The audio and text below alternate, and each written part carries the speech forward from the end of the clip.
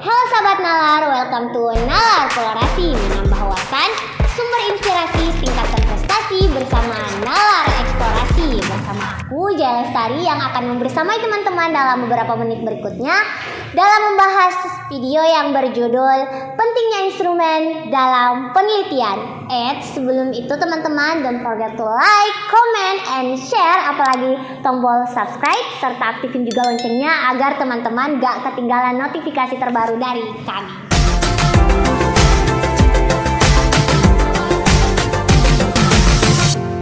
Kita masuk ke pembahasan. Pertama-tama, apa sih itu instrumen penelitian? Instrumen penelitian adalah seperangkat alat ukur yang digunakan dalam kegiatan penelitian guna mengumpulkan sebuah data. Instrumen penelitian terdiri atas kuesioner, observasi, wawancara, serangkaian alat tes, dan masih banyak lagi jenis-jenis instrumen penelitian. Instrumen penelitian ini sangat beraneka ragam dan sangat bermacam-macam tergantung dari jenis pendekatan ataupun jenis penelitian yang akan kita lakukan. Nah, apa-apa saja jenis-jenis instrumen penelitian?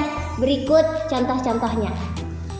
Yang pertama, kuesioner. Kuesioner adalah instrumen penelitian yang berisi daftar pertanyaan yang terdiri atas pertanyaan tertutup juga pertanyaan terbuka.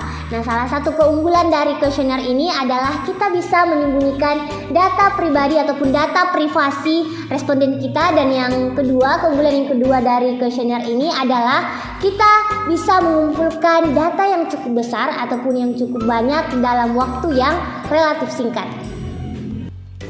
Yang kedua adalah wawancara. Wawancara seringkali digunakan dalam penelitian kualitatif, di mana kita bisa saling berinteraksi langsung dengan partisipan ataupun informan kita. Salah satu keunggulan dari wawancara adalah kita bisa secara lebih natural lagi ataupun lebih alamiah lagi dalam pelaksanaannya. Karena ketika pelaksanaan wawancara itu kita bisa mengkonfirmasi pertanyaan-pertanyaan yang membingungkan dengan responden ataupun informan kita dalam wawancara tersebut. Yang ketiga adalah observasi. Observasi seringkali digunakan juga dalam penelitian kualitatif, di mana kita mengamati perilaku, situasi, ataupun lingkungan. Sejauh ini observasi terdiri atas dua jenis. Yang pertama adalah observasi partisipan dan yang kedua adalah observasi non-partisipan. Observasi partisipan adalah kita bertindak sebagai apa yang kita amati. Misalnya kita mengamati seorang guru, nah kita juga harus bertindak sebagai guru. Adapun observasi non-partisipan, kita tidak terlibat langsung dalam subjek yang kita observasi, tetapi kita hanya terlibat sebagai pengamat independen. Yang keempat adalah focus group discussion. Focus group discussion ini seringkali digunakan dalam penelitian yang berkaitan dengan perilaku, informasi, ataupun juga teknologi.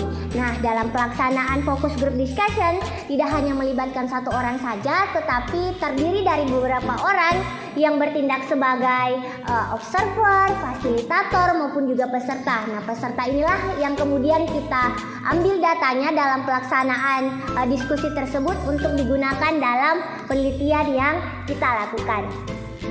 Yang kelima adalah eksperimen atau percobaan. Eksperimen ini seringkali digunakan dalam penelitian sains murni ataupun terapan.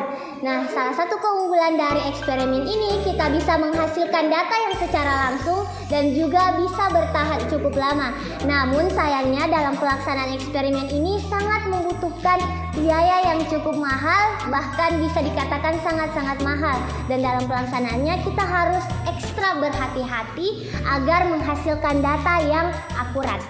Adapun tahapan-tahapan untuk memudahkan kalian dalam menentukan instrumen penelitian dalam penelitian kualitatif, yang pertama adalah identifikasi variabel, kemudian yang kedua jabarkan variabel-variabel, kemudian yang ketiga cari indikator, kemudian yang keempat adalah deskripsikan kisi-kisi, dan yang kelima adalah rumuskan item-item penelitian, dan yang terakhir adalah buat petunjuk pengisian instrumen. Selanjutnya, beberapa hal nih yang perlu kalian perhatikan dalam menentukan instrumen penelitian. Yang pertama adalah pahami masalah variabel dan tujuan penelitian secara total. Tujuan dan masalah variabel dalam penelitian merupakan hal utama dalam penelitian. menentukan instrumen dalam penelitian, kita harus lebih dulu memahami dengan betul apa sih tujuan penelitian kita, masalah apa yang kita teliti, serta variabel apa saja yang hendak kita teliti. Ketiganya harus memiliki indikator yang jelas dan spesifik. Kemudian yang kedua adalah pahami sumber data ataupun responden yang kita miliki. Memahami sumber data dengan baik dalam hal jumlah maupun keberagaman merupakan hal yang penting untuk dilakukan dalam menentukan instrumen. Sumber data dapat digunakan sebagai acuan ataupun bahan dasar bagi kita dalam menentukan isi, bahasa maupun juga sistematika. Kemudian yang ketiga adalah tentukan validitas dan reliabilitas instrumen. Sebelum nantinya instrumen dalam penelitian diberikan kepada responden, kita juga harus dapat dengan tepat menentukan tingkat kevalidan dan kesahihan instrumen yang akan kita gunakan.